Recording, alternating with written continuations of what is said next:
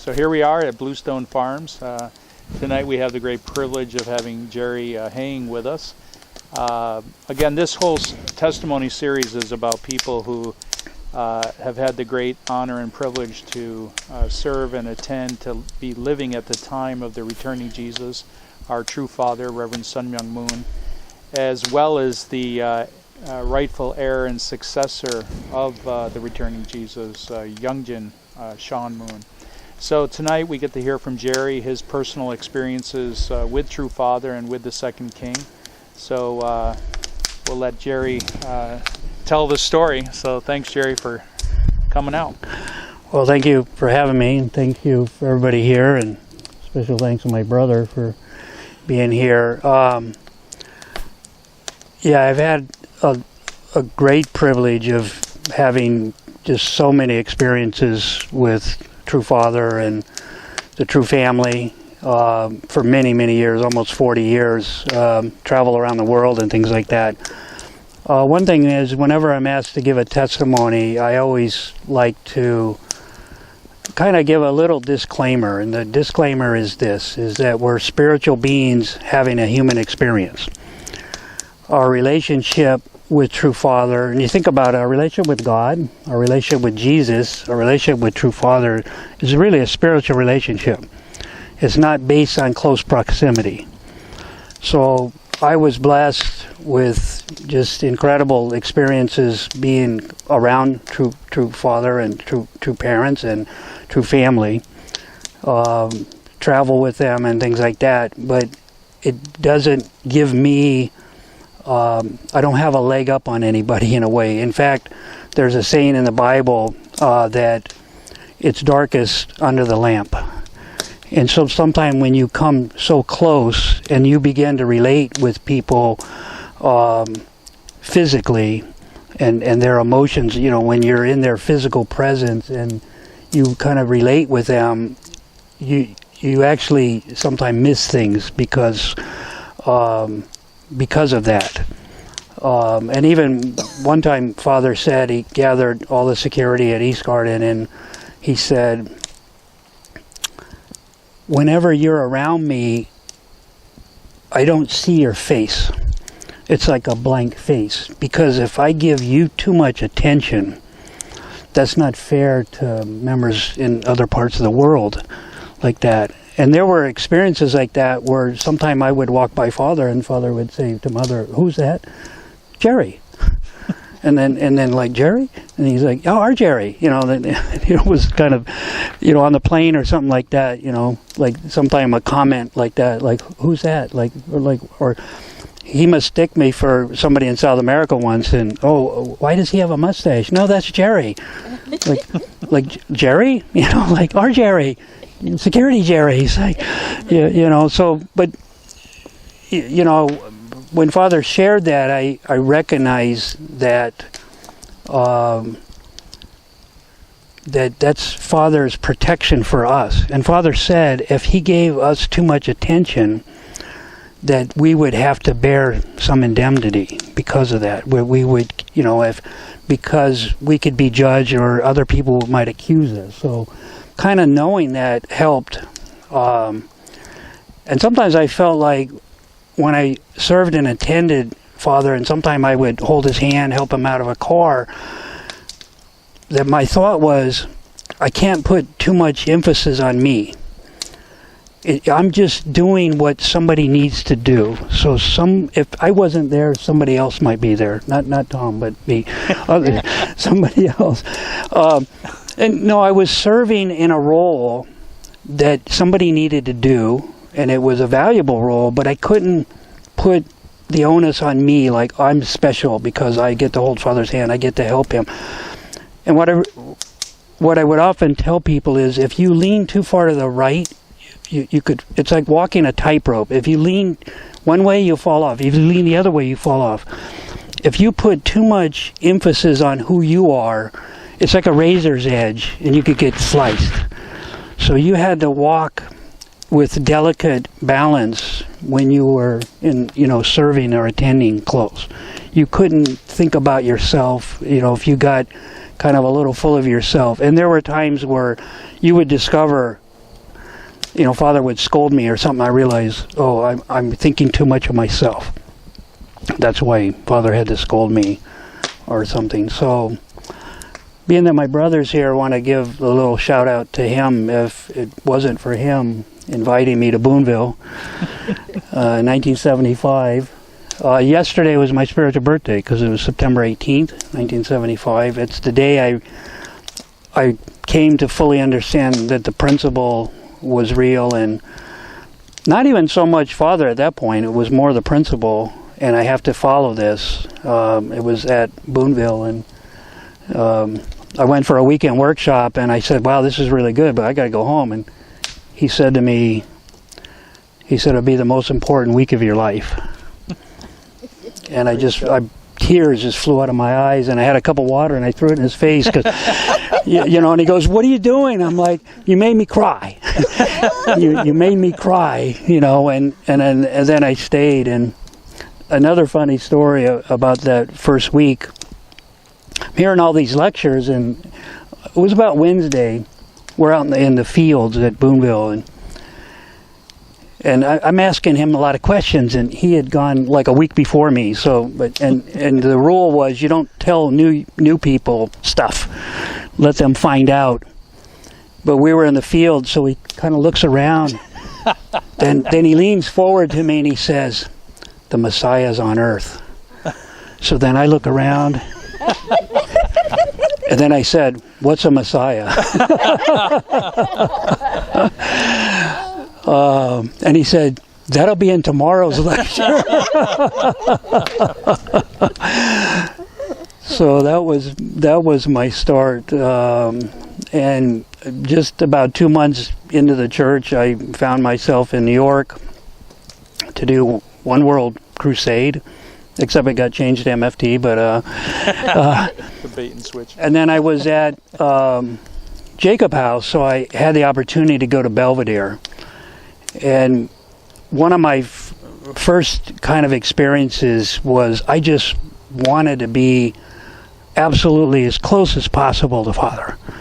So Jacob House is close to Belvedere, so I would often go early and I'd get in the front row, and when Father spoke, I'm right there, and sometime your feet would be on the stage like this, and then his foot would be on top of your foot, and sometime he'd reach down and whack you on the head or something. And if I couldn't get there first, what I did is when they would open up an aisle and Father would walk down, I'd run right behind Father and sit down. And I did that a lot. Then one day Father kind of looked down at me and he says, "You blonde-haired, blue-eyed pirate. You stealing, you come late and then you run down the aisle." And I'm like, "Father, are you talking to me?" Is there any other blonde-haired, blue-eyed guys? It's like. So after that, I kind of thought, maybe I need to stand at the back of the room and do security or something. So, and in those times too, when Father spoke at Belvedere, he would walk out to Holy Rock. So we would all stand up, make an aisle, and then Father would leave, and I would follow him. And then as soon as I got outside, I would run to Holy Rock, and I would plant myself, and then that was the aisle where Father would go up on top of the rock. And then so as other people would come, said, no, you got to move. Like this is the aisle. And then even after Father went up and some people would come there, I'm like, no, you got to go. And at that time, security, they'd look at me like, who elected this guy sheriff, But I just felt like I wanted to get close, and when I got close, I didn't want anybody else getting closer. and I had to hold people back, like, back up, And when Father would come down off the rock, I would sometime run to the back of the main house and be the last person standing there. And very often, like, Father would walk by and I would say, "Goodbye, Father," and he would turn and, go like that. And then sometimes I would run around to the front of the house so I could be standing there by the car, and it was kind of like Father would think, he was at the stage, he was at the rock, he was at the back of the house, and now he's by the car. Are there four of these guys, Yeah, it's like, I just really wanted to be close.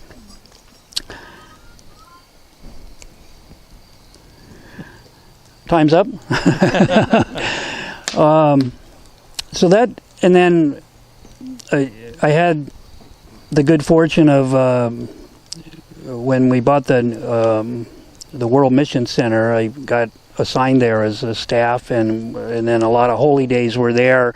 And when you're on the staff, everybody has to help out at the holy day. So, and then I can tell you this, I've been in the elevator with particularly True Father and True Parents and the True Children probably in excess of 150 times, maybe more. And because so often I was the elevator operator, so I'd be in the elevator and they would get in, and those times were sometimes special because all I had to do is push the button, close the door, and then we would go to where we're going. But that time to be able to be in such a closed environment, to be with Father and to be able to observe him, to be able to see him kind of in that space, sometime having conversation with the kids or the true family, or and then I remember one time we're in this elevator and I started up, and then suddenly Colonel Hahn says, "Jerry, Father wants to know why we are using this elevator." And I'm like, this elevator? And in the World Mission Center, there's manual elevators, and they were like rockets. When they're manual, they just shot like crazy. And then I said, well, we use this elevator because we don't have to take the other elevators out of service. And then he said, Father said this elevator upsets his stomach. Yes, Father. We will no longer use this elevator, so... But you kind of feel like, suddenly you're being looked at. And there was a time, much later on, I did a lot of tour, and almost any time there was a tour, I went on tour. And we were in some hotel in Chicago, and I remember I got in the elevator, Father gets in the elevator, we get in, we turn around, and suddenly I feel this hand in the back of my head. Whack, whack, whack, like that. And then Father says, bald head, and and I'm kind of like, yes, Father. But he was just having fun, and everybody was laughing. And one thing that's incredible, if you ever felt Father's hand, it was always like warm. I mean, just incredible warmth. Sometimes I would have to help him out of a car and hold his hand, and all my experiences around Father was just always in awe of Father. Always like I can't believe I'm here. What did my brother get me into? I just was beside myself that I can't believe I'm here. And in the Blessing of Glory, the last line, I can never stop thinking how unworthy am I.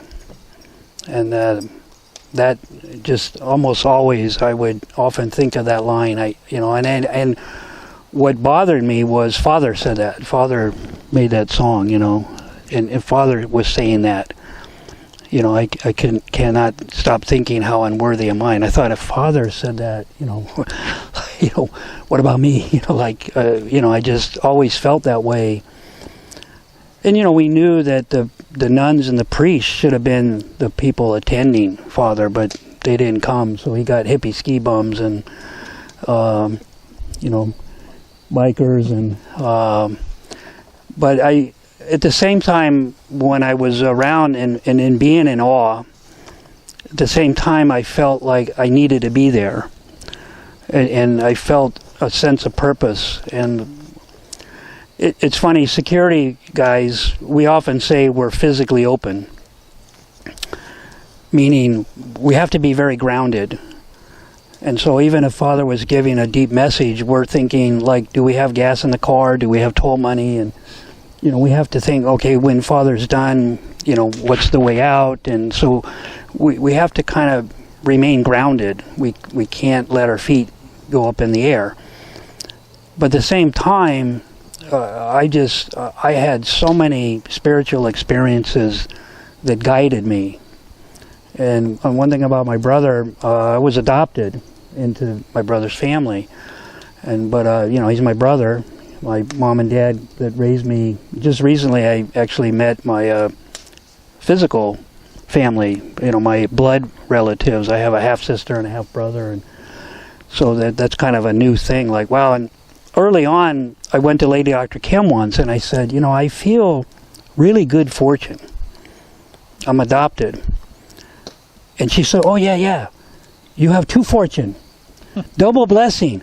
I'm like, yes. And then she said, also, double indemnity. I'm like, oh, great. You could have left that part off, But just so many experiences, I felt guided to be with Father, to even inadvertently. One time I was at Belvedere, and I was doing construction, and so I lived at Belvedere, and we worked at East Garden. And I was walking by the training center, and I looked in, and I noticed Father was standing there. And Father was working on fishing nets. So, I kind of like, should I be here? Or should I leave? And so I just kind of kept looking, and finally somebody said, come in. Yes, So he came in, and Father was working on these nets, and then other people started working on it. So I jumped in, and I started at this end, and Father was over here. But at some point, like, you're taking line and you're handing it to a person who takes it and then comes through. You're unraveling stuff. And at some point I noticed, I'm looking at these hands, and you're really focused, and you're really looking back and forth. Take the line and you go through here and unravel it, hand it back. And I saw these hands, and then I just kind of looked up, and it was Father. I was standing there with Father. He's handing me the line. Of course, he's really focused, and I'm trying to be focused, you don't want to mess up. And then next thing you know, it's somebody else, and then you're going along, and all of a sudden I see the hands again, and it's like, wow, Father. Those moments are just like, you cherish them. You can see them. It's like I took a video in my mind, and I remember those little moments, but I felt like I was guided to be there.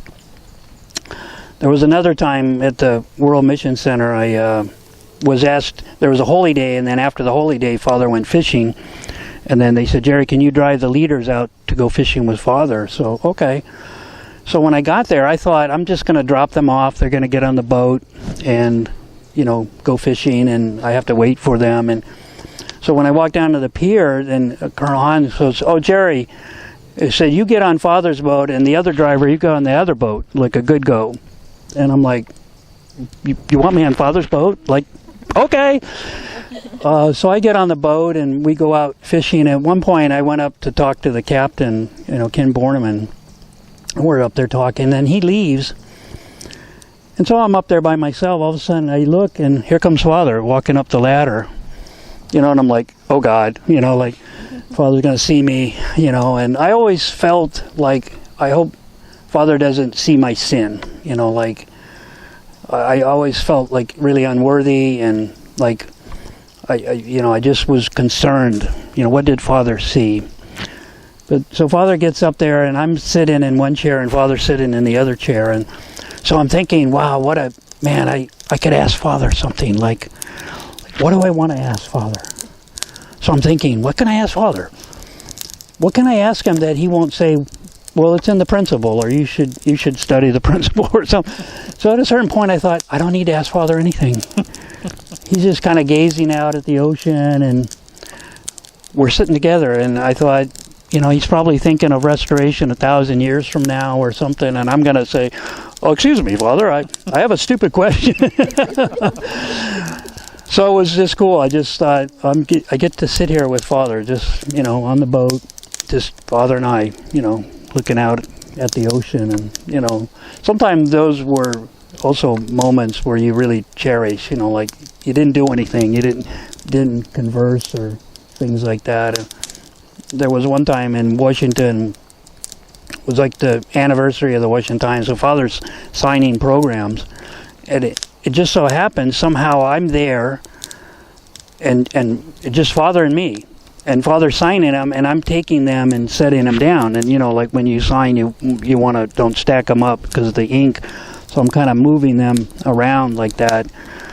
And I'm watching Father sign, and something, I thought, I say to Father, he's writing all these names, and I noticed he hadn't done Bohi Pak. So I said to Father, Bohi Pak. And then Father said, who's that?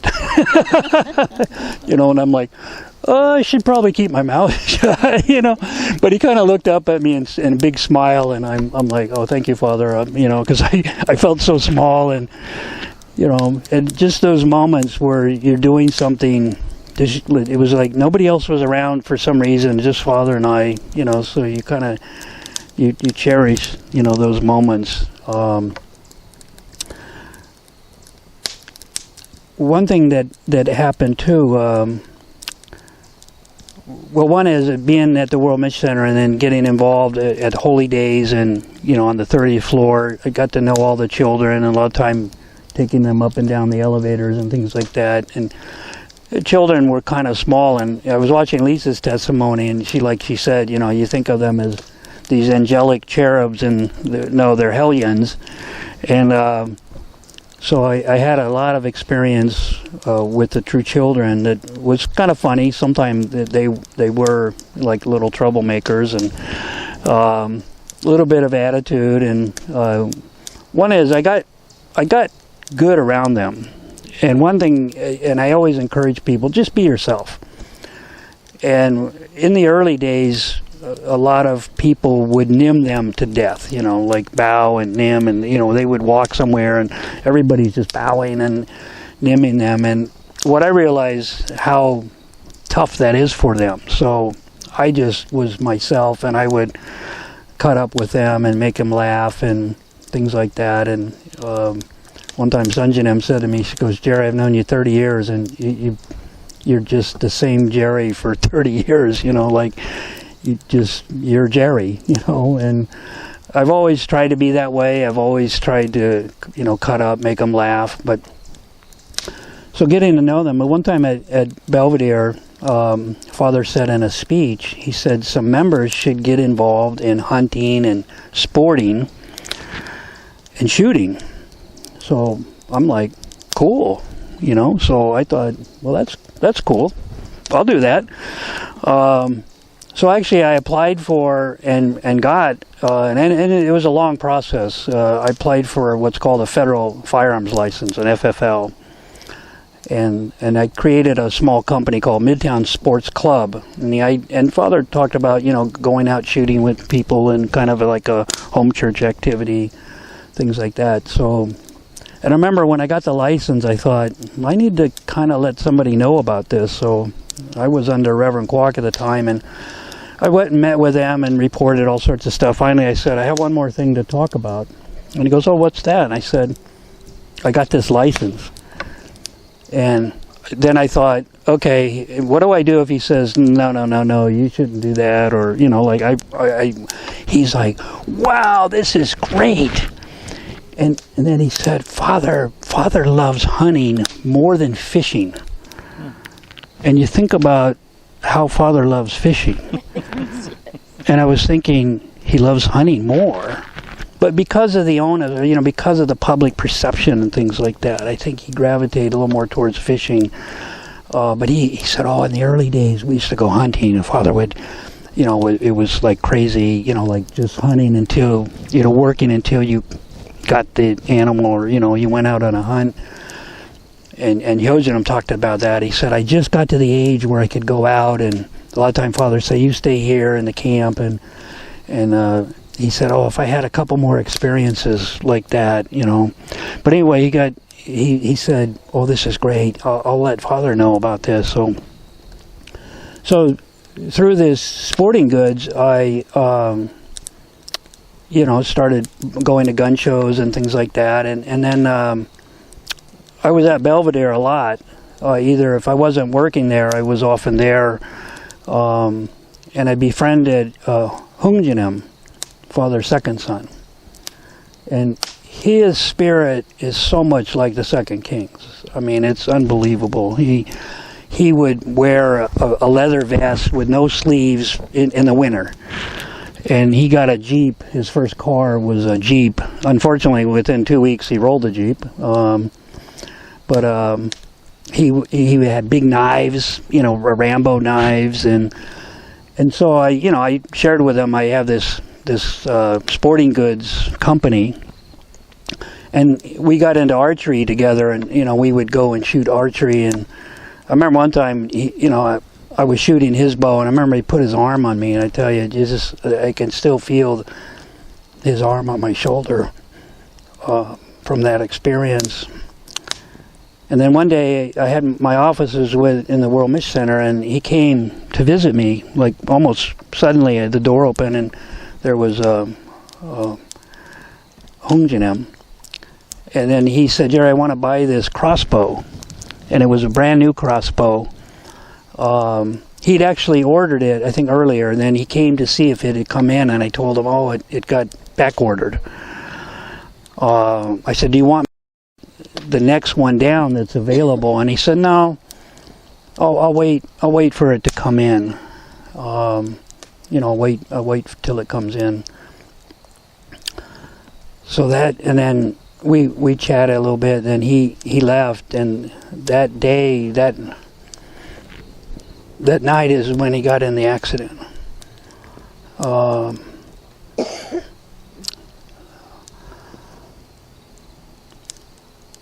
About 2 weeks after that, the crossbow that he ordered had come. I remember I received it, and I just set it by my door. And every day I would look at this, and I didn't know what to do. And I think at one point I asked God, what do you want me to do? What should I do? And one day at my desk, I remember it was quite a ways away, my door, and I could see it there, and then it came to me, and it wasn't like Hongjinim, like a voice, but what I felt in my heart, Hongjinim said, "I want you to give this to Hyojinim." So it took a few days and I knew Hyojinim from being around security, and we would hang out in the security office and talk. And one time he shaved his head off, and we were in the security office, and he was talking, and the lights were real dim, and I kept looking in his face, and what I saw was a picture of Father when Father was a schoolboy, with no hair. And I'm flashing, and I thought, I'm a former hippie ski bum, okay, so, sometimes you flash on things, but I was seeing Father's face, and then Hyojinim and Father's face, and, so I knew Hyojinim and had been around him at conferences and, traveled and things like that, but not intimately. So I kept thinking, how do I do this? How do I... So one day I got courage, and I went and I picked it up, and I drove to East Garden, and I came to the gate, and they said, "Oh, hi, Jerry, what brings you here?" And I said, "I'm going to go see Hyojinim." They said, "Okay." So I went up, and even probably for 10 or 15 minutes, I'm sitting in my car thinking, okay, how do I do this? Hyojinim, your brother wanted me to give this, but... So finally I knocked on his door, and he opened the door. He said, "Hi, Jerry." I said, your brother Hyojinim ordered this, and he told me to give it to you. And he's like, "Wow, let's go play with it," So we went out, and it was brand new in the box, and we had to put it all together, and we started shooting it, and I had another bow, and so we got my bow out, and we started shooting it, and then it was, I tell you, it was a whirlwind. And then it's let's go play basketball. And at that time, Jinsung had just been matched to Injin, and so he was hanging out, and and we went and played basketball. Then we went and played tennis, and then let's go to a movie. We went to a movie, and then when we're all done, we get to his door, and he goes, can you come play tomorrow? You know? And I'm like, okay. And I'm like, wow, you know. So I came the next day, and it was similar. And then it's like, can you come again? And so eventually I went to, you know, my leader, Reverend Kwok, and I said, Reverend Kwok, I kind of became Yojanam's friend. And he goes, good, you know, you can take time. You can take time to spend with him. And I had a different mission at that point, and so I had flexibility. I was going to school in the evenings, and then so I had flexibility. So, and then Yojanam got into hunting, so we started hunting together behind Belvedere, and you know, there's so many deer back there. We hunted a lot. And then we started going to Berrytown, and then at some point, you know, like, oh, you're a firearms dealer, and so, you know, he bought a gun and another gun, and then also sometimes Kukchinam would be there, and so sometime it would be Yojanam, Yanjanam, Kukchinam, and then we would go shooting, and one time, I think when Kukchinam got up to a certain age, he could buy a rifle, because I think in New York you have to be 18 or 16 maybe, I think. So he bought a shotgun, and so when I delivered it, then Yojanam said, let's go show Father. So then let's take a bunch of guns. So, you know, Yojanam grabbed 2 and Kukchinam grabbed 2 or something, and I don't think I had any, but we go running up, and this is when parents lived in the old house before the new house was ready. If you know East Garden, there's the old house and then the new house. So we go running up the stairs, and we go charging down the hallway, and Yojanam goes in Father's bedroom, and Kukchinam goes in, and I get outside the door and I freeze. Like, I can't go in there. You know, this is Father's bedroom. You know, like, this is family. You know, so I'm in the hallway, just kind of frozen, and suddenly Kukchinam comes out to go get holy salt or something. He goes, go in, Jerry, and I'm like, okay, and I'm just frozen there, you know, not moving. So when he comes back, a big bowl of holy salt, and then he grabs my arm, pulls me around the corner. And True Mother was standing there, and Father was seated in a chair with his legs up in his underwear. And you know, I'm just kind of like starry-eyed, and Mother says, oh, greet Father. So I do a Kyumbe, probably got a rug burn on my forehead, you know, just, you know, and then you know, I'm just standing up, and you know, and then Yojanam showing him, and you know, Kukchinam's all excited. He got his new shotgun, and finally Father says, "Are these legal?" And then Yojanam points to me like this. He says, "Jerry's a dealer." And I thought, oh great, I'm going to be selling ice cream in Alaska or something like that. Like, off I go, you know. But Father just was smiling and, you know, shaking his head and, you know, like, okay, you know, good. And then at a certain point, Yojanam says, let's go shooting, you know. And they go running out, and I'm just standing there. And suddenly, I feel a hand on my arm, and it's, you know, Kukchinam pulling me. Let's go, Jerry. Like, oh, okay. That was like kind of a special moment. Like, wow, you know, that was pretty cool. So that, you know, ended up doing a lot of hunting with all the boys. That you know, we did a lot of hunting at Berrytown and a lot of shooting. Doug gave testimony. A lot of time we would go up and shoot in the barn, and then sometime we had a place that we would go in the forest, and so Doug would come down from Berrytown, and I would come up, and then we'd go, you know, shooting, and that was just a pretty cool experience. So I know firsthand that Father enjoys shooting. I actually have a rifle that belonged to Father and a rifle that belonged to Hyoginum too. So, and I have several guns that Hyoginum bought for me. Like, oh, here, Jerry, this is for you. And one time I gave him a pistol, and then he had it all customized. And eventually he says, Jay, he called me, hey, Jerry, come to the house. I want to see you. Like, uh-oh, what's up? And I get there, and I sit down with him in his room, and he presents this gun back to me. He says, Jerry, I want you to have this like an heirloom or something, So I had given him the gun, but then he customized it and had it for a long time, and then he gave it back to me. So that was kind of a, special. It was just pretty cool to have that kind of experience. And actually, I have the first K9. I have serial number 19. And even Doug said to me, "How'd you get 19?" How'd you get 19?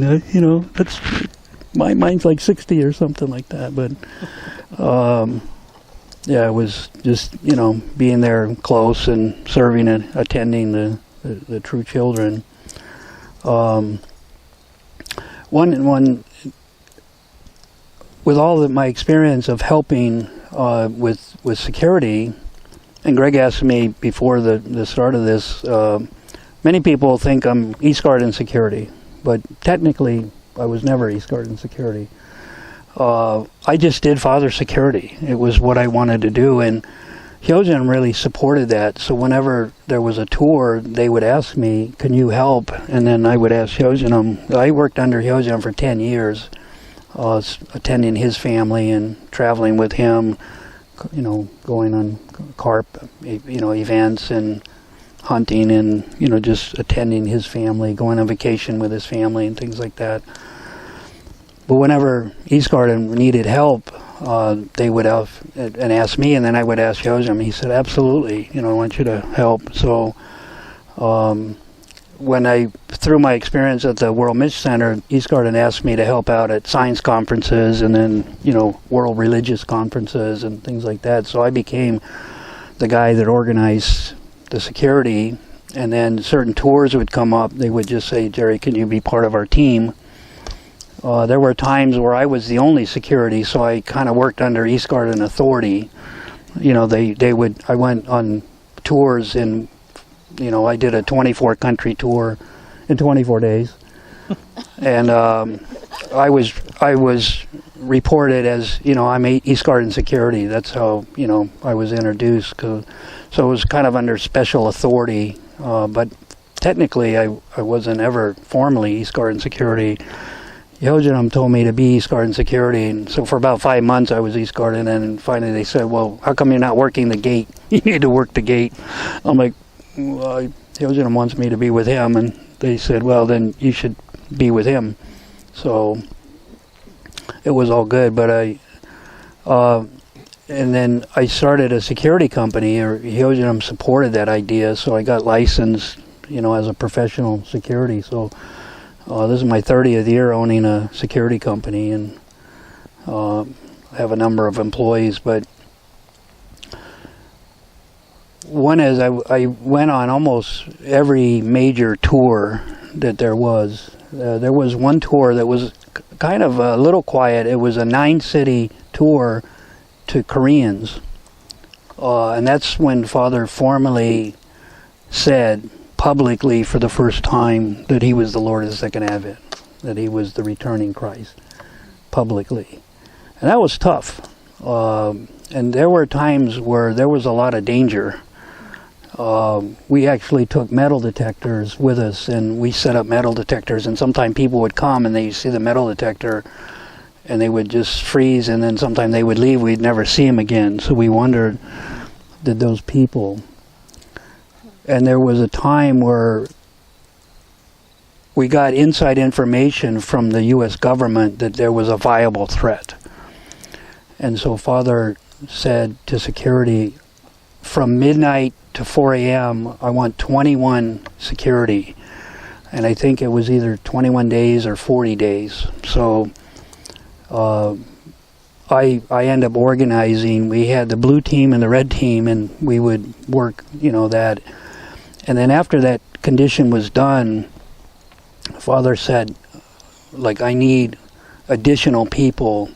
So like Doug and myself and a number of other people, for a long time period, we would work midnight to 4. And there were times where we would be right outside Father's bedroom, with a rifle, knowing or having intelligence that there was a viable threat. So, knowing that there was the possibility that people were trying to kill Father, So that was, pretty serious times, and a lot of members don't know about those things. There was a time when Bohi Pak was kidnapped, and I was asked to work with the FBI on that, and was actually with them when they arrested one of the kidnappers, and was instrumental. I had to testify at trial for helping them because I could provide them information that they couldn't get otherwise. So and those kidnappers had, the possibility of, they kidnapped him for money. They wanted to get money from the church, but they threatened the possibility of causing harm to True Father. Father shared other times. We know that I think even Hungjanam sacrifice was based on a threat, that his life was like an offering to prevent Father from suffering, that threat. So there were many times, like in the 9-city tour, that we were really nervous because we were dealing with Korean Christians, and they're really, sometimes they were really tough. And then even like the 50-city tour, I remember the very first speech, Father started talking about the snake and the hole, and the snake goes in the hole and puts poison in there, and some people were freaking out in the audience, and I thought, oh boy, we're going to do this for 50 cities. Oh, we're going to get killed out here. And, and a lot of times the security, I think Doug shared this too, that what can we do physically? But the fact of the matter is, and Father would sometimes say that, we're the physical manifestation. We're physically here. So a lot of times as security around the True Family, and this applies now with the Second King, is you think, what can we do, to protect someone? Like, and on the 50-city tour, there was just myself and one other brother, every other city. And then 2 other people in every other city like that. And, we're unarmed because we're going from state to state to state. So you think, what can we do? But, it's more than just a condition. One is we're physically present. We're physically there.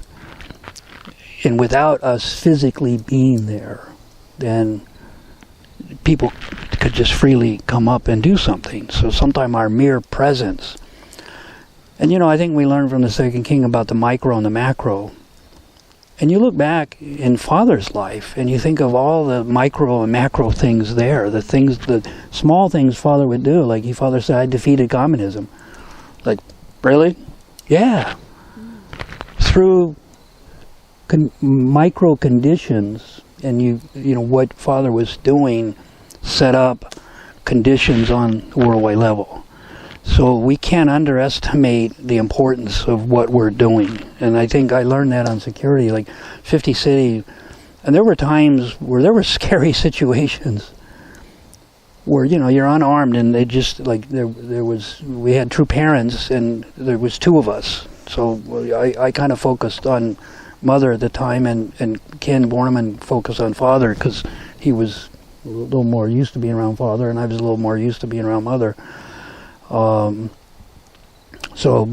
just there's, you're by yourself, you're unarmed, and you know, sometimes we had some local support, but sometimes we were in situations where it was just us. But nonetheless, you have to think, I am here. I'm an offering, you know, I'm a sacrifice, I can offer my life, or, you know, but you also think, you know, I'm no good dead. So, you know, I can't protect anybody if I die. So, but you know, your being, and then your awareness, and your attention and focus. So a lot of time when you're on tour, you forget about everything else. And it's just an intense focus. And part of security, too, is attendance. You know, Father was the Lord of the Second Advent, and returning Christ. You know, and you think he should have had the whole world government supporting wherever he went. And one thing I focused on doing security at big events, because I thought if the world finds out that the Lord is here, like the Pope came to New York in 1984 and 1 million people came to see him, and I'm thinking, the Pope is an elected cardinal for a small organization. An elected cardinal, and people are coming out, like 1 million people, to see this elected cardinal. And I thought, oh my God, could you imagine if the world recognized returning Christ? And my life was focused on that preparation. And even now with the Second King, I'm thinking, oh my God, you know, with all the conditions that have been set, you don't know what could happen. And one thing I was always waiting for, in a way, was a Pentecost, an outpouring of Spirit. What can stop that? Nothing could stop that. We don't know when that could happen. When certain conditions are met, certain things are all lined up, that there could be an outpouring of Spirit where suddenly, and you see in certain countries like China, so many people are becoming Christian. You know, like they're having experiences, and then that's the foundation to eventually, especially somebody, you know, in certain countries, Asian countries, where they don't know anything, suddenly they find out about Christianity, find out about Christ. At some point they'll find out about the second coming, you know, but they need to know about the first coming first. You know, and I think I've learned so much more about Jesus. And when you read a lot of Father's early speeches, you see Father spoke about Jesus incessantly. And you hear some people saying, oh, the Second King fell backwards into Christianity. Like, are you kidding me? Like, oh, why do we need to know about Jesus? We have Father, and we have the completed Testament. I think I understand the principle so much more now, you know, hearing the Second King talk about, you know, Jesus and the Bible and the explanation of Christ, and that's what it all comes down to, Christ and his lineage, you know, and the returning Christ. So I think, you know, and here's another thing that happened too. I mean, I was attending True Family, True Parents. You know, anytime Father came back to the United States and spoke, I was almost always there. Of course, the last few years of Father's life, he spent a lot more time in Korea, and then after his ascension, actually, Doug and I went with East Garden Security, and we did kind of the final duty of escorting Father into the ceremony and then to the car and then up to the Wonjun. It was kind of our final attendance to Father at that time. I was actually at a police conference in October of 2012, and I noticed, oh, Car Arms is here. So I'll go by and check out the booth. So I went there, and I didn't expect to see Cookshanam, you know, like, I didn't know that he went to trade shows, you know. I thought, you know, he's the owner and the founder, and, you know, probably a bunch of salesmen are there or something. And so I went in there, and he's like, hey, Jerry, what are you doing here? I was like, what are you doing here? He says, I'm the founder of Car Arms. Why wouldn't I be here? I was just like, So, you know, it was funny. I hadn't seen him in a while, and there were times like when on the world tour, when we were traveling around the world, one time he came to Kiev, and so a team went and picked him up, and I greeted him in the lobby, and, hey, Jerry, haven't seen you in a long time, and he was with GA&M, and we sit down in the lobby, and and people are buzzing around and wanting to serve and attend him, and he's talking to me, and a couple times I'm like, Cookson, I think they want to show you to your room. Oh, we'll get there, like, oh, you're probably tired. No, I'm fine. So, and I've known Cookson for years, since actually probably 1975 or 76 especially. So, we went out to lunch, and I remember really encouraging him about Freedom Society. It was just like, I'm kind of ballsy in front of the kids. I just speak my mind. I just tell them what I'm thinking. I don't hold anything back. If I have a opinion or something, sometimes I'm like, I don't agree with you. What do you mean? Like, we'll argue. Well, sometime in the end, they'll be like, okay, you win. But I was really, man, you gotta keep this going. And he's like, no, I think it was already kind of like things that kind of been apparent. Like he was told not to do that, and I told him, you got to keep it up. It's got to go forward. But based on that, then I think seeing him in October, and then he called me up and said, hey, you want to go hunting? So okay, and we went hunting, and then I think it was the next year we went hunting at Berrytown, and he got a deer. And then he said, let's go hunt at the horse ranch. He was thinking about buying the horse ranch for his car arms factory. And right before he was going to close, that's when New York passed the SAFE Act that really restricted guns. And he thought, I don't think I should set my factory in New York because they're so anti-gun. And so he was already looking across the river in Pennsylvania. And then the Second King, he had helped buy his house. And so we went hunting at the horse ranch. And then I think it was like a Sunday. You can hunt in New York on Sunday, but PA you can't. But he said, oh, let's go to my brother's house. He wants to have service. So, okay. So we were sleeping there at the horse ranch. I think we got up early and we went to the King's house, the Lake Sanctuary house. And it was just Cookson, Doug, and Lowell and I think, because we're hunting. So can you make this quick? Because we want to get out. And I remember, Hyungjin said, oh, I'm sorry, like it was apologizing. He was saying, this is just kind of for our family.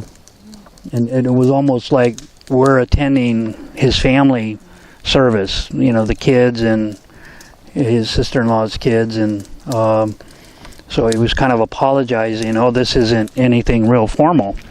This is just kind of private, you intruder. But so we went there, and then we went hunting, and then the next weekend we went hunting again with Cookson at the deer ranch, and then let's go to my brother's house again. So that kind of was what started by going there. And then after service, we'd hang out at the kitchen table, and then little by little, more people started coming, and it kind of became a thing, and I kind of looked around the area, and I found a little cabin that, and I told my wife, I said, I want to buy a house there in Pennsylvania. So I bought this cabin, and it was Tom ended up helping me fix it up, and it gave me a base that I could be up here, and I just felt once again guided to be here, guided, to meet with Cookson who, and what was interesting, my son and Shimpal they were close buddies before their family moved back to Korea. They were good buddies, so we spent a lot of time. 2 or 3 years, maybe even 4 years, when they were in elementary school, going to East Garden, taking my son there. They would come in Shimpal and Shinmon was a real rebel rouser. They would come to our house, get into all sorts of funny shenanigans. But so we were kind of close to the second king and his family in that regard. So it was good to kind of reconnect with them. And I really felt, guided every step of the way, everything since my brother got me introduced to the principal and the returning Lord. But I've just so many times along this route I've felt guided. And even, after Father's ascension too, it became kind of like, what do I do? I just for 40 years attended in a way the True Family, and I kind of wondered what was going to happen. And before you know it, I kind of got hooked back up with Cook Chinem, and then we started going hunting, and before you know it, we're meeting at the King's house and having service, and then he actually asked me one day, "Oh, can you be in charge of finance?" And there was kind of like 4 of us, I think, or five people. And so what it meant was I had to take his checkbook and make sure he would often write the checks, but I'd have to find out who he wrote the check to. And sometime I'd have to get them after he wrote them, and they came back from the bank to write them down. And one time I had to meet with him, and he was out in the woods, and he was sleeping in garbage bags and leaves. And so I had to go way into the woods, and I took my laptop with me. And so we're seated at his little campsite, and he's got a bed of leaves, and I put this garbage bag on, and then and really he was in the wilderness. And then I would show him the financial report, like, oh, this is what this is the finances, and and he really wanted transparency. He was like, I want you to give that service, So I gave the financial report, and but it was funny meeting with him out in the woods. And Greg and I were talking too when he used to do camping in the dead of winter. And I remember one night it was minus 16, and I remember putting on Facebook, "It's minus 16. I'm going camping." And a bunch of us, and some people did it regularly. I just remember the coldest night of the year, going camping, minus 16. I'm like, oh yeah, why not? But when you really look at that, the king was really setting conditions and going a certain course, going into the wilderness and setting conditions, and when service started getting so big at the lake sanctuary, and I was a resident in Sunrise Lake, and I saw the cars on the road, I thought, oh, we're going to get in trouble. And before you know it, they said, hey, you can't do this. So then that next thing you know, we were going to the Best Western. And then we didn't have the after service around the kitchen counter, we would go to Yanni's. And just sometimes small handful of people sharing and spending time. And those are really precious moments, and it's like an ear. It's like at the lake sanctuary, like when we went to the Best Western, suddenly that lake sanctuary era was over, and it grew. And now we're at the Best Western, and afterwards we would go to Yanni's, and just special moments. And then when we bought the Sanctuary Church, and sometime after Sanctuary we went to Johnny's, Yanni's to Johnny's, and now the round table in the lobby, became the after service gathering. So anyway, what time is it? I just 7 o'clock. I recently did a 2.5-hour interview. It was on a podcast, and we just kept talking and talking. Before you knew it, it was 2.5 hours. And some people said, Jerry, I watch your podcast, 2.5 hours. So that was kind of sharing about professional stuff. But anyway, I've been very blessed. But and I want to go back to how I started. Is that everyone who's will watch this video and our relationship with the second king, our relationship with Father, again, we're spiritual beings having a human experience. We're not humans having a spiritual experience. We're spiritual beings. So our relationship with Father, our relationship with True Mother, our relationship with the second king, our relationship with one another, it's a spiritual relationship. You know, I was blessed to have a lot of physically close moments attending and serving True Father in person. But almost that created a disadvantage at the same time. And I remember meeting a missionary who from Germany came to the World Mission Center, and we were working side by side doing lobby restoration, and Father came in. It was the first time her eyes saw Father, and she just started crying. And I looked at her and I thought, why am I not crying? Why am I not crying? And I realized because I had become acclimated to being physically around Father.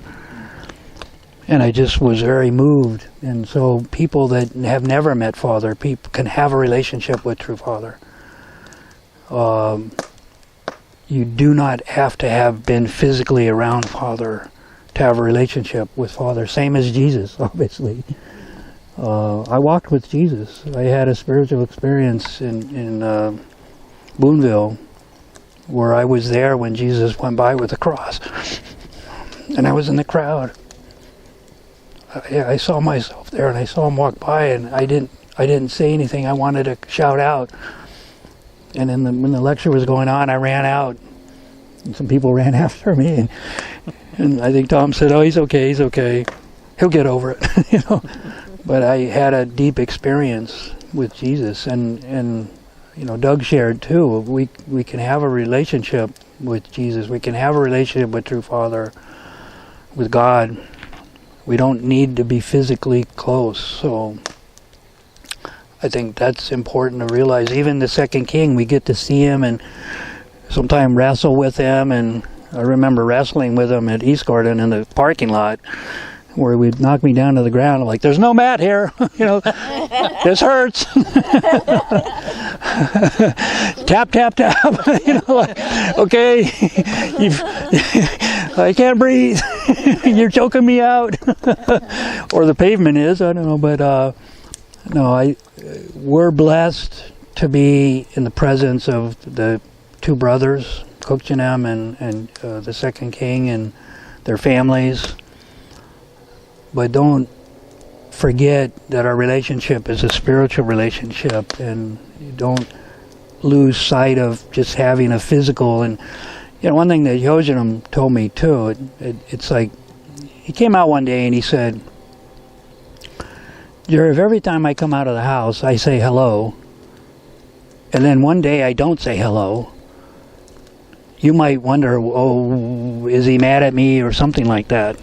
So actually I trained myself to, there were times where I would pick Yojanam up, he would come out, get in the car, drive him down to the Manhattan Center recording studio. At the end of the day, he'd get in the car, I'd drive him home, he'd get out of the car and go in the house, never say a word. When I was on the world tour, sometime with the True Parents, you rarely, you know, sometime, "Jerry, what time, how much longer?" Or, you know, it just kind of almost superficial conversation, not necessarily like, "Oh, Jerry, how you doing?" You know, like, you know, "How you feeling today?" You know, wasn't like that. So you know, I even trained myself not to expect any comment, that even a look. And when you got the look or the nod, or, you know, "Oh, hi, Jerry," or, you know, like, "How you doing?" It's like, wow, you know, I'm in heaven. But you know, I think it's important for everyone to remember our relationship is a spiritual relationship. Our true relationship with the second king, as Father's representative, and he is Father's heir and successor. So he and Yenanim are the physical representation of true parents on earth. And so also, even though sometimes we can laugh and joke and he's very casual, internally we need to make sure we have the right heart of attendance, that we're attending the Lord. So we don't have to worry about bowing and things like that. Even one time I did a full kyombe, it was just Shenjanem and myself, and I did a full kyombe. Jerry, what's going on? And I said, I just miss doing that to Father. I miss being, because around Father, when you always did a full kyombe the first time you saw him, and then after that you could do it. So I just said I missed Father, and I felt like doing that, with the second king. But he was kind of uncomfortable with it, so okay. I won't do that. But in our heart, I think when we see him, we have to, think about that. Like, wow, we're in the presence of Father's heir, Father's representative, and we have to be careful not to become too casual or forgetful of who he is and who he stands for. So I think with that, that concludes my testimony. Thank you. Thank you. You want to offer a prayer? Most beloved Heavenly Father, true Father, we thank you for this opportunity to share testimony with those that are here and with those that will watch this video. Father, we are so blessed to have had the experience of true Father on earth and his heir. So Father, we pray that we can become worthy of being the people that are in that position. Father once said that if you can imagine a desert and in every direction is sand, and one dewdrop falls on that sand, that you're one of the grains of sand that was moistened by that dewdrop. That's how lucky we are. That's how fortunate we are to be alive at the time of the returning Christ and working along also with his heir and successor, the second king, and also his brother. What incredible fortunes. Father, I pray that we can be worthy of that. And Father, I'm reminded of the last line of Blessing of Glory, where Father said, I cannot stop thinking, how unworthy am I? Father, we are not worthy. We are not those that were prepared or should have received Christ at his return.